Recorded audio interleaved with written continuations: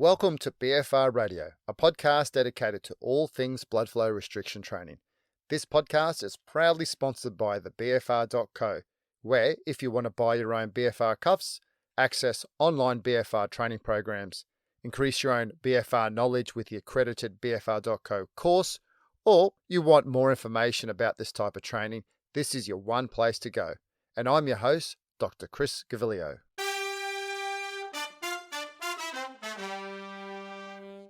Welcome back to BFR Radio. I'm finally back, and thanks for your patience in between episodes. I've actually just realized when I was putting this together, it's been a couple of months since the last episode. In short, I've devoted pretty much most of my spare time and energy to the launch of my new website and rebranding. In case you're unaware, I've rebranded to the BFR.co. My goal with the BFR.co, or the BFR company, is to have a one-stop shop for all things blood flow restriction training. So I still have my BFR cuffs. They're still branded as the Sports Rehab Tourniquet, but slowly over time, or once I renew my stock, they will be rebranded with my new logo. And I've also added a few new services to the website. And when I was building the website, and I had a friend help me put it together, I realized it was massive, and my hats go off to other websites out there or other people out there that create these online training websites with shops with it, because it's quite complex on how it comes together. Anyway, the new services I'm actually going to provide through the website is, the first is a whole host of downloadable BFR strength programs. And these are 4-week programs suited to a host of different training goals. And so some of these may include if you're looking for some general strength for the upper, lower, or all body. And then I've branched out into accelerated rehab programs for pretty much most injuries. I've got a couple to go, including the hamstring protocol that I used with Olympian and decathlete Cedric Dubler, where we used this program after he tore his hamstring, which was a grade 2 with some tendon involvement. And this was in the lead up to the Tokyo Olympics. This was 3 weeks out, and we were able to get him to 95% of his max sprinting speed within 2 weeks after he tore his hamstring initially. And then within 3 weeks, he competed and completed the decathlon. And that's 10 events at the Tokyo Olympics. Now, why 95% of his maximal sprinting speed is that's what the head coach for Athletics Australia set him as his fitness test to get on the plane, because obviously leaving from Australia to Tokyo in the middle of COVID as well, we needed to make sure that he was going to get onto the plane and was going to give himself a chance. Now, normally these injuries, especially with track and field athletes, we're looking for a minimum of 6 weeks of rehab time before we're allowing them to then run at full pace. So we're actually able to do this within 2 weeks, and then within 3 weeks, he completed 10 events. And if you watch the Olympics and the decathlon in particular, Cedric Dubler was the guy who at the end of it was yelling at his teammate Ash Maloney, spurring him on for a bronze medal. Now, by this time, Cedric, he was out of the medals. He'd unfortunately no-heighted in the pole vault, and you lose just too many points if you no height. But he kept going and kept competing, and what a fantastic effort to do that over 2 days. Now, the other thing, Cedric Dubler, he is a fantastic vlogger, and he has his own YouTube channel. He's actually about to launch that rehab period of time that we did in Cairns on his YouTube channel. So once it's up, I'm going to make sure I'll let you know. And it's really worthwhile. It was amazing what we're able to do. And aside from having quality physio and good treatment and therapies, I actually think it was the BFR. I'm going to put myself out on a limb here and say that all the different pathway mechanisms and activations really accelerated his rehab. Anyway, so these programs that I've written, they have options that could be formed either in the gym or at home, whatever you're comfortable with. Because I know there's some people out there that don't want to go to a gym. So obviously with the gym, there's many more options and you could probably get better outcomes. However, on my website, you can also buy the bands which appear in the programs as well. And they're very affordable. You do need the blood flow restriction cuffs though, because that's where the magic happens with all the pathway activations got to do with that. And that's really why they are accelerated. So you have these improved muscle activations and hypertrophies using really low loads, which is perfect when you're injured. Now, the second is access to me. That's online. Or if you live in Brisbane, Australia, you can actually get a hold of me and we can come and catch up and work on something that's specific for you. So a really tailored strength and conditioning program. And I've worked across a host of different sports, summer and winter Olympic sports, professional football. And look, I've worked with general public as well. And for me, it doesn't matter what your goals are, as long as you have a goal in mind, I can put something together that's specific for you. And my third major addition in my website is that my BFR education course is coming online. It's written, I've just got to finish filming it, so it's not far away. So the idea behind this is there's lots of strength coaches, physiotherapists, therapists, people out there who want to learn more detail about BFR and improve their own knowledge and confidence when applying BFR to their athletes or clients. And this course I normally run face-to-face, and I really want to make this accessible to everyone around the world. And therefore, going online, I think, is really the way forward. You can do it in the comfort of your own home, in your own time, over a course of however long you want to take. So definitely stay tuned. And when you go to my website, just send me an email that you are interested. So when it is up and ready, I can email you specifically and you can get onto it straight away. So make sure you check out my website, which is allthews.thebfr.co. And if you're looking for more content through Instagram, Twitter, Facebook, and YouTube, I've actually amalgamated all of them under the same banner. If you're looking for more information, in particular, practical how to do videos, that's probably the best place where you can find that. And in case you don't know, I pretty much do everything myself. And I've had a lot of help with the website, and I've got a graphic designer for my new logo. But aside from that, it's just me. So whether it's the content creation, podcasting, editing, putting anything that you see on social media, I'm doing it all myself. And, in this cutthroat world of business, a little favor for me is if you are actually enjoying what I do within the world of BFR or even strength and conditioning, if you do have any kind of positive comments, retweets, or, you're working out with my BFR cuffs on, or particularly doing a session that might be inspired from it, being able to post a photo and tagging myself or at thebfr.co if you're on Instagram, for example, that would be really appreciated. Also, before I launch into today's episode, a few years ago, I used to run another podcast with another colleague, and it was called Snippet Sports Science. And this is where we reviewed and spoke to other sports science authors and summarized applied sports science articles. And this has actually been laying dormant for a few years, and I've been thinking about bringing it back. So that's a second podcast. My question to you is, would this be of interest? So let me know. If there is interest, it'll be my motivation to get it back going again. Now, refocusing back onto today's episode, if we just quickly think about the last few episodes, we focused around the concept of the hormones in relation to BFR. And the first two episodes looked at growth hormone, and the second one was insulin growth factor 1, or IGF-1. Not only do these hormones have a performance benefit, but they're also critical for proper development and function of many major organ systems. Going even further for IGF-1, there's very strong evidence for neuroprotective effects in different situations, including aging. Therefore, these hormones play an important role for us to try and maximize, especially as we age. There are a few different anabolic hormones, and today's episode will focus on one of the more well-known hormones, and that is testosterone. The majority of this information comes from a paper called Acute and Chronic Testosterone Response to Blood Flow Restricted Exercise, and appeared in the Journal of Hormone and Metabolic Research with the primary author Jeremy Loenneke, who is one of the more prolific authors within the world of blood flow restriction training. This first section won't get heavy at all, I promise. It's just going to be a quick overview around testosterone. If we look at steroid hormones, they are familiar regulators of physiological processes. There are 5 groups of steroid hormones that are generally categorized according to their biological actions.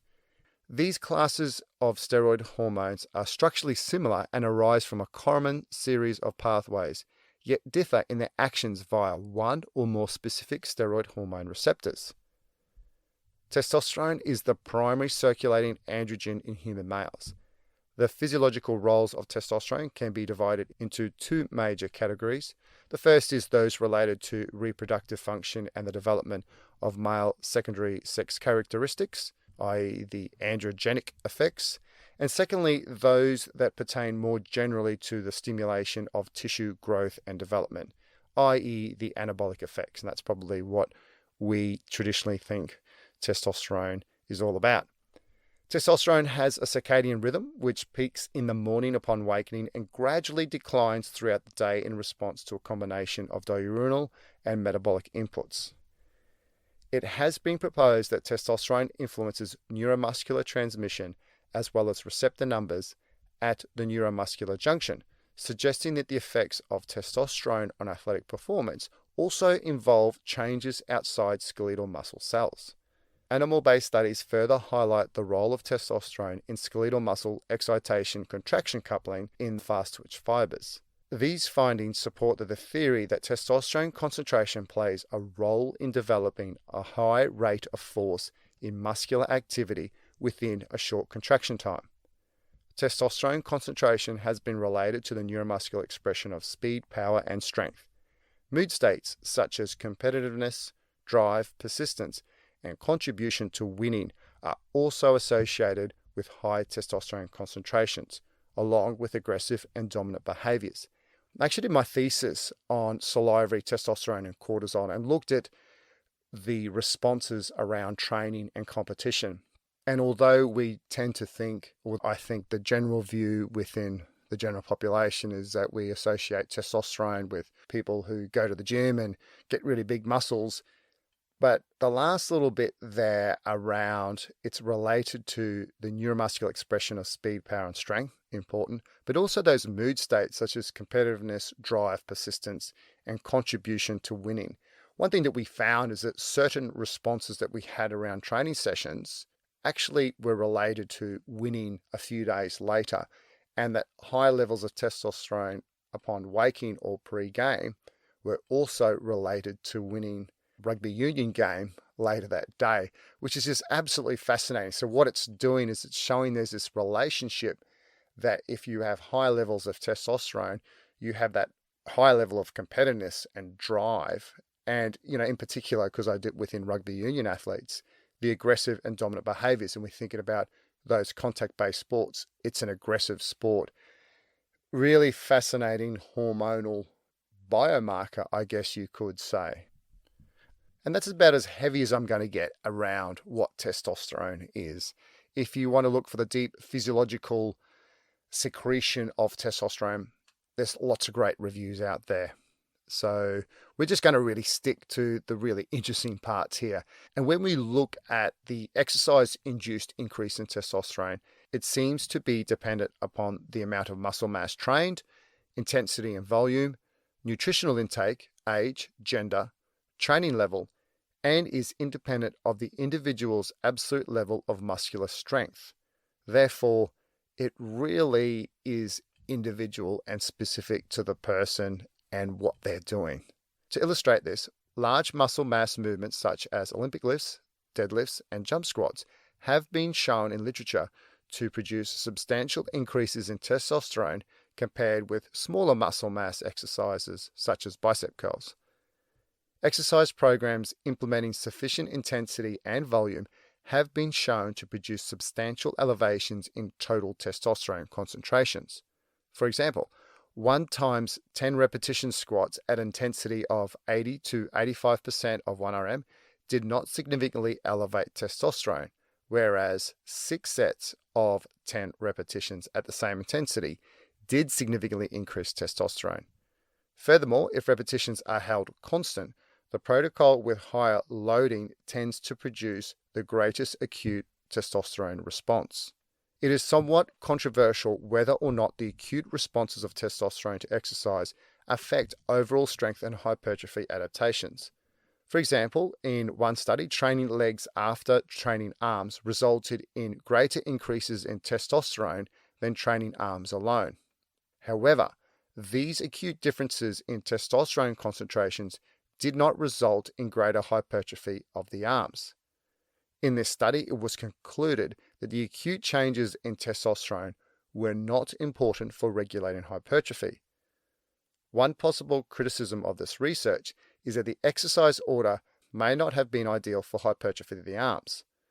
Changes in blood flow during exercise are extremely critical for increasing protein synthesis and delivering nutrients and anabolic compounds to the working muscle. However, if legs are trained after arms, blood flow is restricted towards the legs, possibly negating any beneficial effects that testosterone might have. Another study was done with the exception of reversing the exercise order, training arms after legs. The theory was that training arms after legs would divert testosterone-rich blood directly towards the working arms. Kind of makes sense. As predicted, the arms, when trained with legs, achieved an increase in the part of the biceps with largest cross-sectional area, while no changes occurred in the arms when trained alone. Moreover, the arms trained with legs had greater relative improvement in bicep curl strength, as well as other favorable muscle adaptations compared to arms trained alone. One point to note here is that I'm actually discussing non-BFR strength training. We'll get to the BFR in a minute.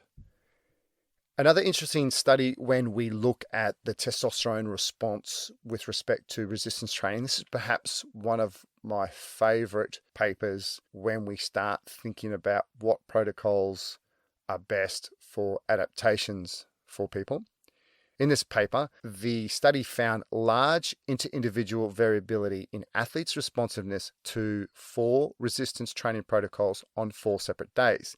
These training sessions included, firstly, a heavy session, which was a 3x5 repetition at 85% of 1RM. The second protocol was called a light session. It was 5x15 at 55% of 1RM. The third was a moderately heavy protocol using 4x10 repetitions at 70% of 1RM. And the fourth protocol was an explosive power, 3x5 repetitions done explosively as possible at 40% of 1RM. The researchers found inter-individual variability was so substantial between protocols that roughly a quarter reached a peak in testosterone levels on each of the 4 separate protocols. In a separate follow-up study, these researchers divided the same athletes into 2 groups. The first group trained at the protocol which elicited the greatest testosterone response, and this was done for 3 weeks, while the other group trained at the protocol that had the lowest effect on testosterone. After 3 weeks, they crossed over and performed the opposite protocol for an additional 3 weeks. It was found that individuals training under the highest testosterone levels experienced greater body weight and strength gains. In contrast, 75% of the individuals training at a low testosterone protocol experienced decrements in size and strength, while the remaining 25% experienced no changes at all. Collectively, these findings appear to indicate that while acute changes in testosterone may not be necessarily for muscle growth or strength, that these changes do augment both of these responses. In addition, literature findings that trained individuals are able to increase testosterone to a greater extent immediately after a training session than untrained individuals suggest that greater elevations in this hormone may be a beneficial training adaptation. So I always think when people say the most optimal training protocol for muscle hypertrophy is 3x10, 3x12 repetitions. If you have a trained athlete, this may actually not be necessarily correct. They actually may respond more to a really heavy protocol, 3x5 repetitions, or around that 5-4-3 repetition at really high percentages RM. And I start to then think about throwers in the world of track and field. And I used to throw a little bit when I was a bit younger. And I did a couple of phases of hypertrophy, but I found when I was at my biggest and strongest, I rarely got up to 8 to 10 repetitions. And I was at a reasonable size. I got up to 130 kilos in body weight, and I was reasonably strong. So, and I just loved that type of training and that or the explosive end. And if you would ask me to do 4 by 10 or 5 by 15 at 55% of 1RM, I would have hated that.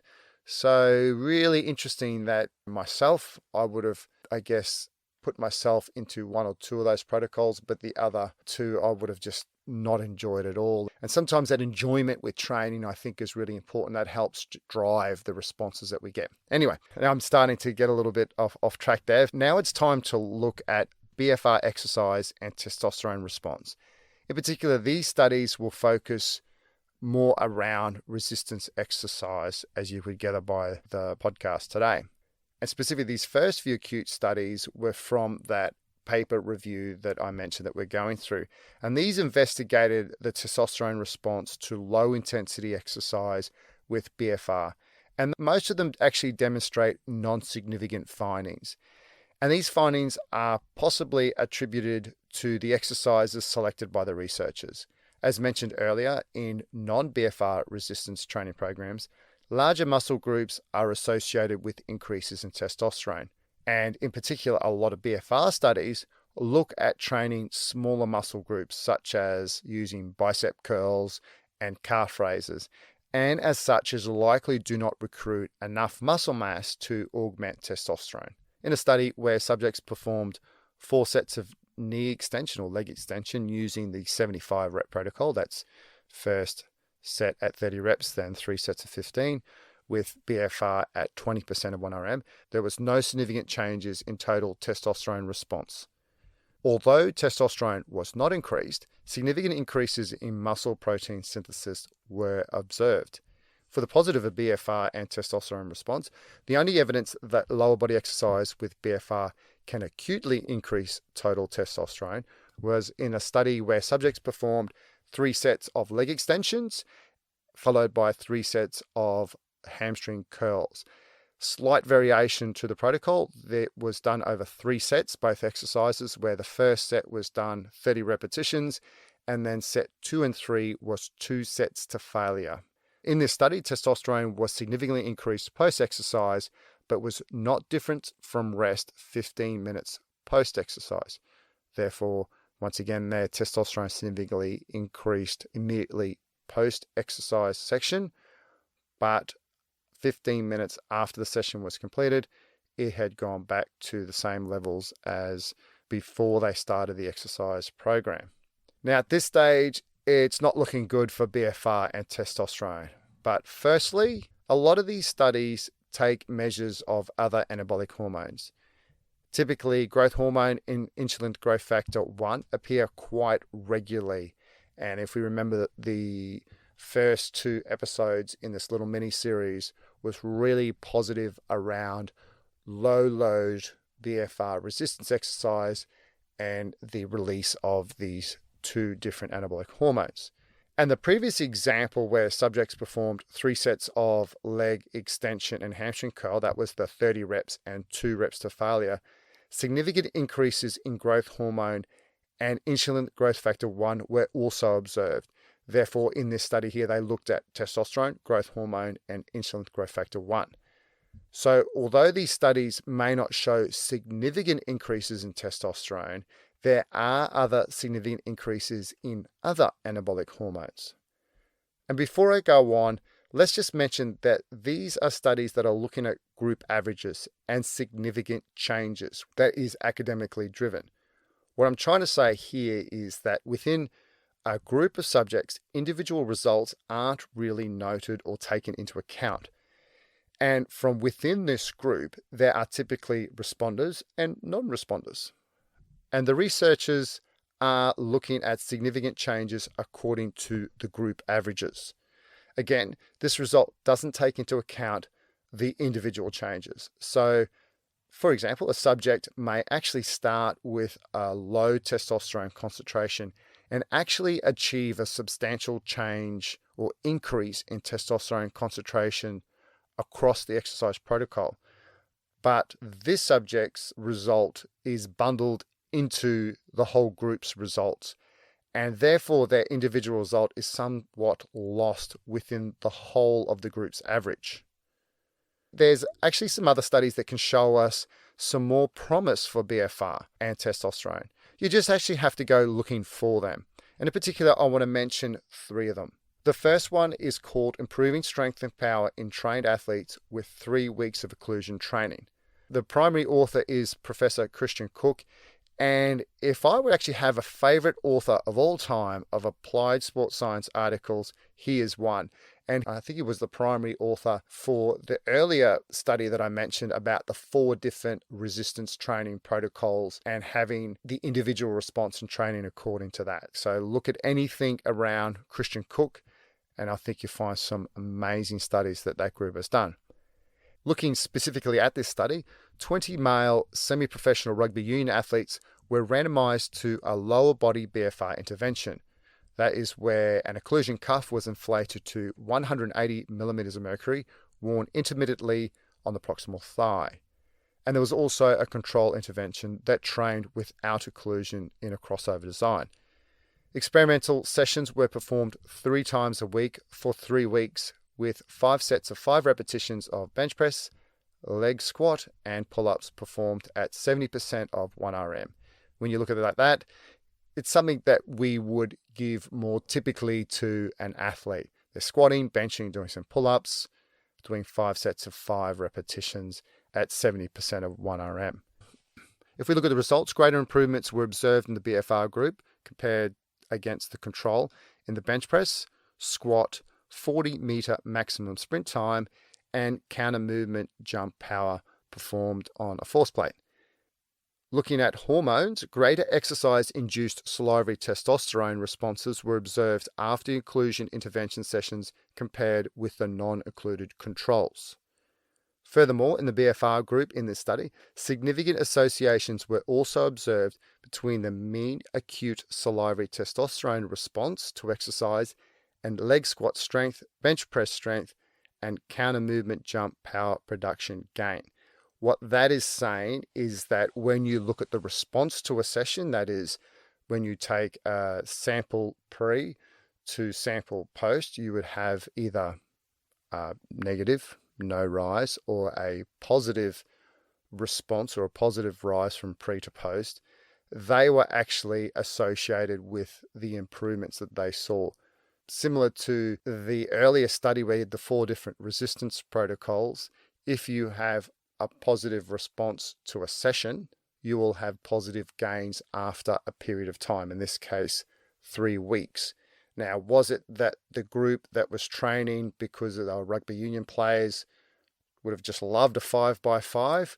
Or in this case, we would say it was actually the addition of the BFR cuffs helped to increase acute testosterone response. Therefore, they had a much more positive adaptation to the exercise protocol. In other words, adding your BFR is going to amplify your response to a session. One thing that I wanted to pull out from that paper in the discussion around the observed acute testosterone increases, and this was from the authors, they said that it is possible that the more intense nature of the exercise prescribed, that is 70% of 1 RM, the intermittent nature of the occlusive stimulus, so what they did is that they decreased the occlusive pressure in between sets, and or the sampling method, where they actually took saliva samples versus other studies which would typically take blood, contributed to the different results observed in this study.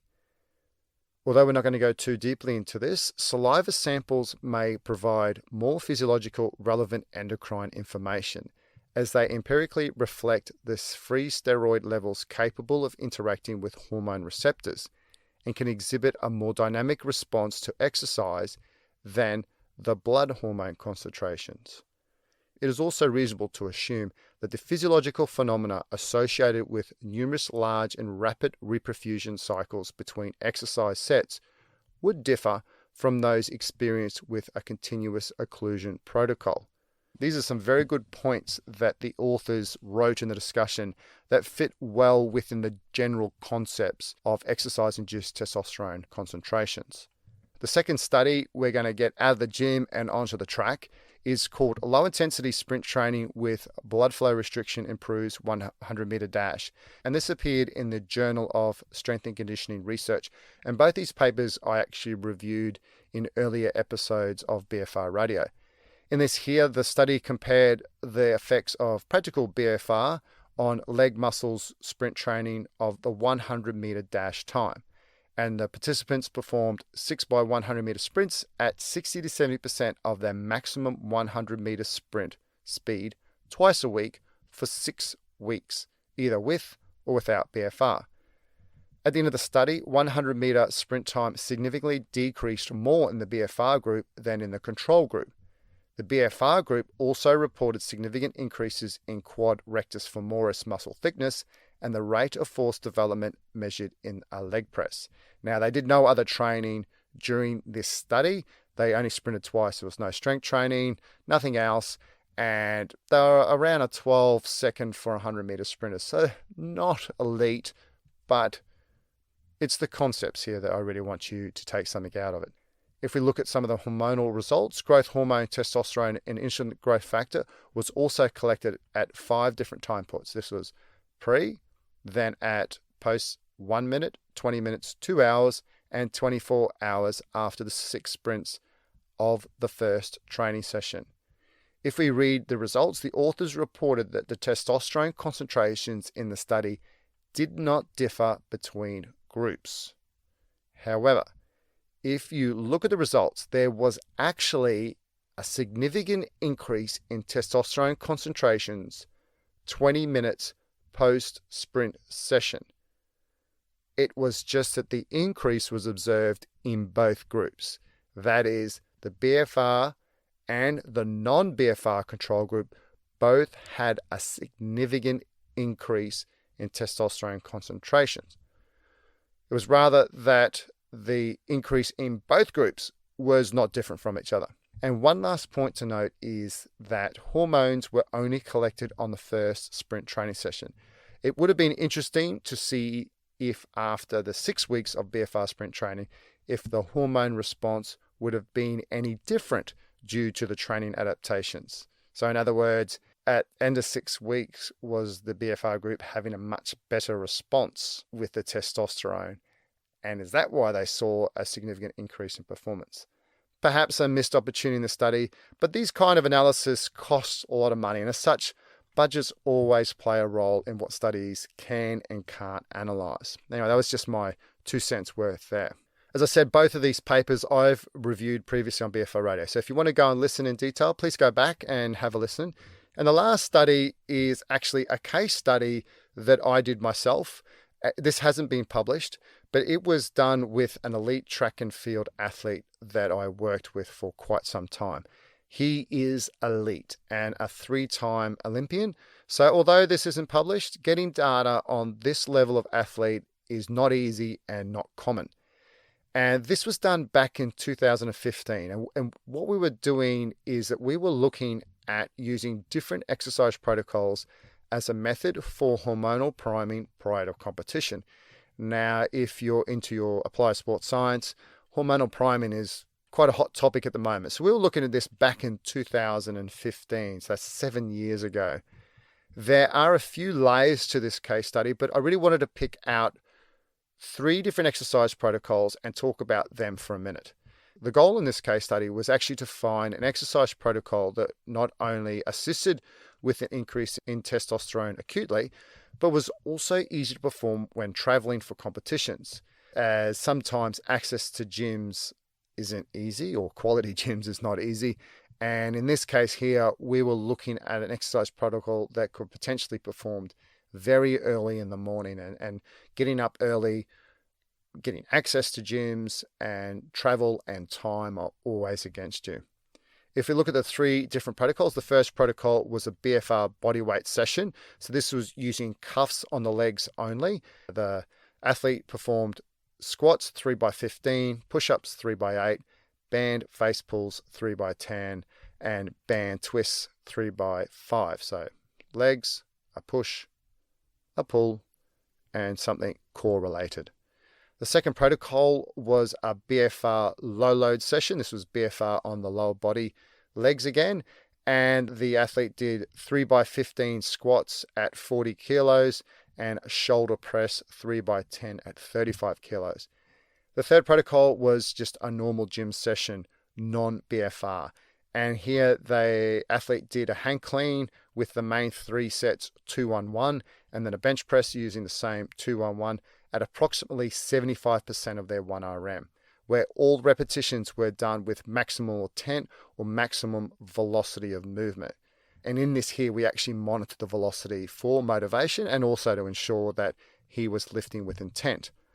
Of the 3 protocols, only the non-BFR gym protocol showed an increase in acute testosterone concentrations.